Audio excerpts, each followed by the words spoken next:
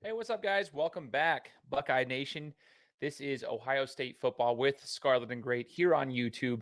And I am Shane Larson, the Boise Buckeye, here to chat about some Big Ten expansion possibilities that we're hearing in the news. And I want to get your guys' insight. As always, we love to chat with you guys and just get your insight. The last video we did was regarding some recruiting stuff. And I just love chatting with you guys in the comments and see what everybody's opinions are, whether you agree with me or not. It's awesome to talk to the rest of Buckeye Nation. So we appreciate you guys tuning in, and I'm messing with some of the visuals today on this video to see what we can put together, make it a little bit more appealing to the audience. But I appreciate you guys. Make sure to hit that subscribe button and help us get to 6,000 subscribers by the beginning of this season, the kickoff coming up in less than a month. We're really close, guys, to the kickoff of regular season. We got Buckeye football, and camp is all starting this month, and we're going to be bringing you guys as much content as we possibly can throughout the month. So please share it with another Buckeye fan if you got family members, friends, and you guys like to engage. Like I said, Corey, Johnny, myself, three regular dudes just want to chat with you guys and bring you guys Buckeye content and connect with the rest of Buckeye Nation. Yeah, like I said, we're going to be talking about the expansion discussion. As you guys probably have seen in the news, we're looking at Oregon and Washington coming over to the Big Ten. And by the time this video pops, who knows, man? Like, there could be some more news about it. It's gaining some steam.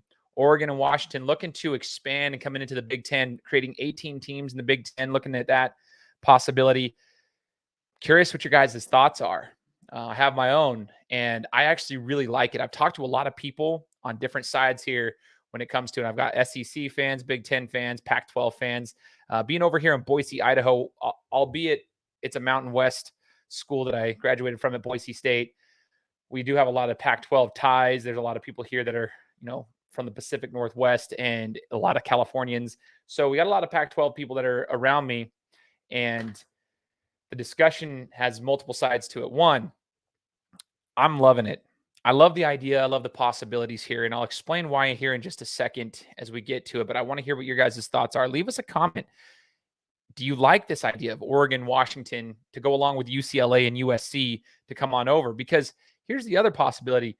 They're looking to expand to 18 teams, potentially 20. I mean, we could potentially have Stanford and Cal coming over as well. Now, those two I'm not as necessarily excited for from the level of competition when it comes to the expansion, at least on the football side of things.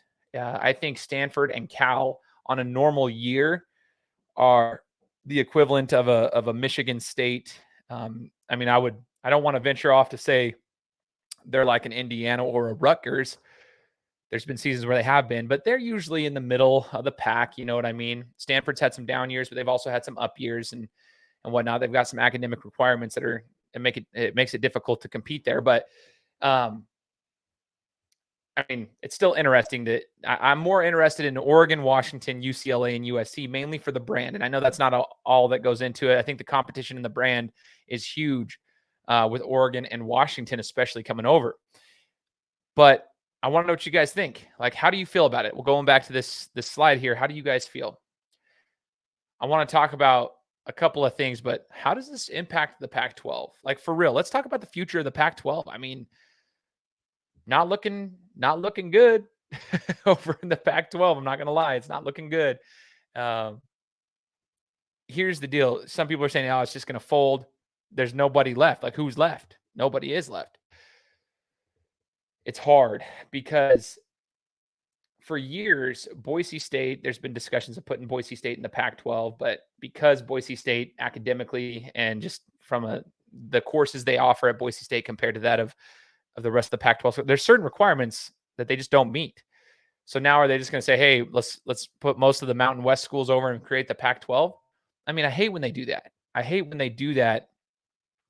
And just fold and just rebrand another conference basically into that.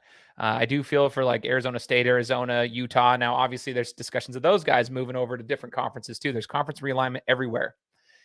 I just don't see the Pac-12 surviving if the majority of their money makers, which are on the West Coast with UCLA, USC, Oregon, and Washington, and then you lose Stanford and Cal, you're done for. If you kept Stanford and Cal from a revenue perspective, I think you might be able to hold on. But man, like, why would you even want that? Like, that's tough. Like, you're not going to get the TV deals that you want. And I was talking to my buddy who He's a Ole Miss and a Mississippi State guy because he went to both schools, which is wild. Grew up around Mississippi State. Sorry, went to Ole Miss, but he was a Mississippi State fan growing up. Went to Ole Miss for law school, and at least that's the story there, or whatever, for his grad school, I should say. Anyway, he was talking about like who wants to watch football, Pac-12 football, at 10 o'clock at night on the East Coast, especially if you don't have USC, UCLA, Oregon, or Washington, the big draws over there. Okay. It's a valid point. He's like, we already struggle to get the Pac-12 after dark over here on Eastern time zones. It's going to be hard. It's going to be too hard. You're not going to get the TV deals. You're not going to get the exposure there. But the other question is, how does it benefit the Buckeyes, right? I think it's an awesome opportunity. And here's why, right? You guys, please leave us a comment. Let us know what you think. But here's my point here. How does it benefit Ohio State and the Big Ten? Obviously, I like having better competition. There's going to be opportunities to have – there's a couple different things here. If you can replace like a Rutgers or an Indiana game each year with maybe an Oregon, a Washington, a UCLA, USC kind of game, that's huge. That's so big, not only for just the level of competition, it's just excitement for the fans. There's more revenue generated from so many. It's just better for college football. Now, you obviously need these guys in the conference, the Rutgers, the Indianas. We need these schools in the conference. We want to help them. They're part of it. So you don't want to completely replace them, but you want to have those opportunities to compete. But here's the deal. It also is at perfect timing. If we could get this expansion to happen, it's perfect timing, because as we expand the playoff to 12 teams, you no longer have to protect your record, right? Right now, I feel like, at least it's getting better now, but like the current format is like NCAA is like the professional sport of boxing, right? Boxing, they're always protecting their record. Whereas we would like it to go more towards mixed martial arts, where you don't have to protect your record as much. You have a loss, cool. You get back up, you get back to work, and you move forward, and you still have something to fight for. That's with this 12 team playoff expansion that we're going to be going to, the format of it and everything. It's going to benefit teams that have maybe 2 losses on the record. In some years, you might see teams with three losses on their record that are getting in there and able to compete, because you might deal with an injury. You might have played a really good team. Not every schedule is, created equal. And we know that. Strength of schedule is a big discussion. But I think when you pull in better teams, you don't have to worry so much about the loss. So every team's going to be getting up, ready to play, win or lose, and go after it. And there won't be so much protection of this record. You know what I mean? We got to protect the loss, because if we get that loss, we don't have a chance, because then we can't get it. No, you at least have a little bit of leeway in that regard, which makes the competition so much more fun, in my opinion.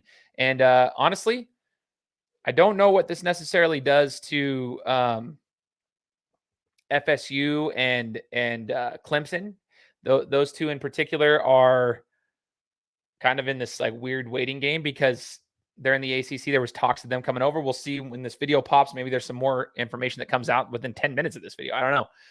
But logistically speaking, the ACC, like Clemson, Florida State, would be better suited in the SEC, right? But also logistically speaking, these West Coast teams wouldn't be in the Big Ten either. I'm curious to see how it's going to work. Now, a couple of other points to make here is, I don't know how much Washington, Oregon, UCLA, I don't know how many of these Pac-12 schools really want to play in Columbus or Ann Arbor in November. So it's going to shift up recruiting a little bit. I think certain teams are going to have to build for that November football when they're used to playing California football. It's just like the SEC. They play Southern football in November. They're not playing Midwest football in November, right? They're not playing up in the cold weather. And so it does play a factor. I've been talking about this for a while. Like, there's a different style of football that's played, and vice versa. Like Ohio State, man, their speed, their talent, their athleticism. Dude, some of those November games, they have to come out here to the West Coast. That suits them well. They'll be just fine. You know what I mean? So I'm excited to see what happens. For all you guys who are out here, if you guys could follow us on Twitter, that'd be awesome. We're going to be bringing more Buckeye content. Again, I know this wasn't specific to Ohio State. This was more so for the Big Ten as a whole. But I appreciate you guys tuning in. Please, again, help us out. Get to 6,000 subscribers before kickoff. We just like chatting with you guys. Share it with any of your other Buckeye fans. Let's get there. And as always, God bless and go Bucks.